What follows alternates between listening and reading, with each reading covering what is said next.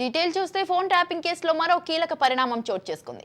SIB మాజీ DSP Praneeth Rao, అదనపు ఎస్పీలు భుజంగరావు, తిరుపతన్నలకు నాంపల్లి కోర్టు 14 రోజుల రిమాండ్ విధించింది. అంతకుముందు ఇవాళ ఉదయమే వారిద్దరికి గాంధీ హాస్పిటల్లో వైద్య పరీక్షలు నిర్వహించి కోర్టులో హాజరుపరిచారు. ఈ క్రమంలో వీరికి కోర్టు 14 రోజుల రిమాండ్ విధించింది. దీంతో పంజగుట్ట పోలీసులు వీరిని చంచల్గూడ జైలుకు తరలించారు. ఇదిలా ఉండగా ఫోన్ ట్యాపింగ్ కేసులో ఇద్దరు అదనపు ఎస్పీలు భుజంగరావు, తిరుపతన్నలకు శనివారం అర్ధరాత్రి పోలీసులు అరెస్టు చేశారు.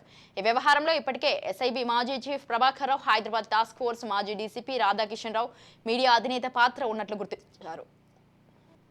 ఈ ముగ్గురు ఇప్పటికే దేశం దాటినట్లు వెల్లడి కావడంతో లుకౌట్ సర్క్యులర్ జారీ చేశారు. గత ప్రభుత్వంలో కీలకంగా వ్యవహరించిన కొందరు నేతల కారణంగా ఫోన్ ట్యాపింగ్ జరిగినట్లు సిట్ బృందం భావిస్తోంది.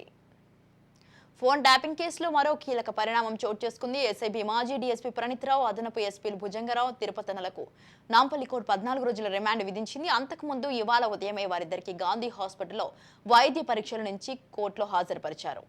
రైట్, ఈ విషయంపై పూర్తి సమాచారం అందించడానికి మా crime bureau chief Inna Reddy phone line లో ఉన్నారు. ఇన్నారెడ్డి, స్వాతి, మనం గమనించవచ్చు ఈ ఏమైతే ఫోన్ ట్యాపింగ్ వ్యవహారంలో చాలా కీలకమైన మలుపుని చెప్పుకోవచ్చు. దీంట్లో అదనపు ఎస్పీలు భుజంగరావు, తిరుపతన్నలకు అరెస్ట్ చేసి ఈ రోజు రిమాండ్ తరలించడం జరిగింది.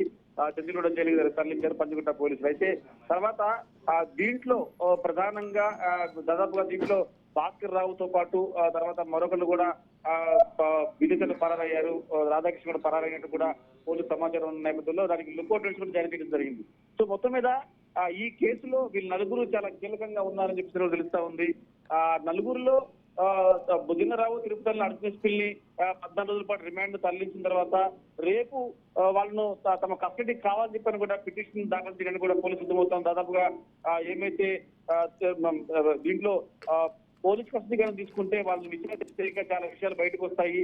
చాలా విషయాలను తెలుసుకోవాల్సి ఉంది. అంటే ఫోన్ ట్యాపింగ్ వ్యవహారంలో ఇప్పుడు ప్రతిపక్షాలను ఫోన్ ట్యాప్ చేయడమే కాకుండా దీంట్లో ప్రధానంగా కొంతమంది ప్రైవేటు వ్యక్తులకు సంబంధించిన ఫోన్లు ట్యాప్ చేశారు. భుజంగరావు విషయానికి వస్తే ఆయన యాంకర్, ఒక ఛానల్లో పనిచేసే యాంకర్ ఇచ్చిన ఆదేశాల మేరకు కొంతమంది బిజినెస్ మెన్ల ఫోన్ కూడా ట్యాప్ చేశారు అని చెప్పి అన్న నేపథ్యం కూడా ఉంది. కాబట్టి ఖచ్చితంగా మరి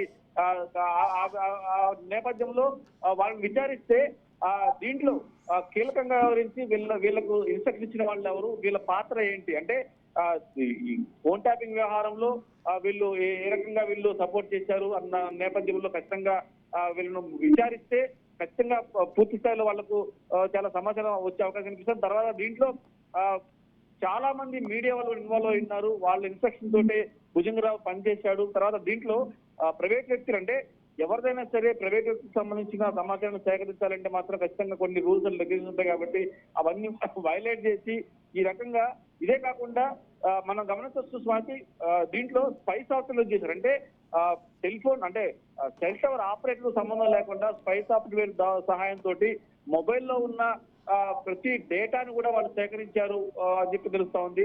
ఆ డేటా ఎవరి కోసం సేకరించారు, దీంట్లో యాంకర్ సాంబశివరావు అనే వ్యక్తి సంబంధించి ఆయన కొంతమంది బిజినెస్ మెన్లు సంబంధించిన డేటాను కూడా ఈ రకంగా ప్రైవేట్ సాఫ్ట్వేర్ తోటి డేటా సేకరించారు. దీంట్లో భుజంగరావు చాలా కీలకంగా వ్యవహరించారని చెప్తున్న అనేకమైన అంశాలను ప్రణీత్రావు చెప్పాడు. కాబట్టి ఖచ్చితంగా వీళ్ళను పోలీస్ కస్టడీ, అంటే ప్రస్తుతం వాళ్ళు జ్యుడిషియల్ మ్యాన్ తరలించేందుకు వచ్చేటిమే హెడ్ చెకప్ చేసి దాని తర్వాత ప్రణీత్రావును విచారించినట్టే వారం రోజుల పాటు కనుక విచారిస్తే ఖచ్చితంగా ఇంకా ఈ సాంబశివరావు లాంటి వ్యక్తులు ఎవరెవరు ఫోన్ ట్యాప్ చేశారు, తర్వాత ఇంకా ఎంతమంది ఇన్వాల్వ్ అన్ని విషయాలు తెలియని మాత్రం ఖచ్చితంగా వాళ్ళను తమ కస్టడీకి కావాలని చెప్పని రేపు నాంపల్లి కోర్టులో పిటిషన్ దానికి అవకాశం కనిపిస్తాం. దాదాపు ఇప్పటికే మరో ఒక ముగ్గురు విదేశాల తెలుస్తున్న నేపథ్యంలో వాళ్ళకు కూడా దీనికి సంబంధించి వాళ్ళను ఎంక్వైరీ చేస్తున్న నేపథ్యం తర్వాత లుకౌట్ నోటీసులు జారీ చేశారు. సో ఓవరాల్ గా ఈ కేసులో మరో 2 రోజుల్లో చాలా కీలకమైన పరిణామాలు చోటు చేసుకుంటామని తెలుస్తా ఉంది.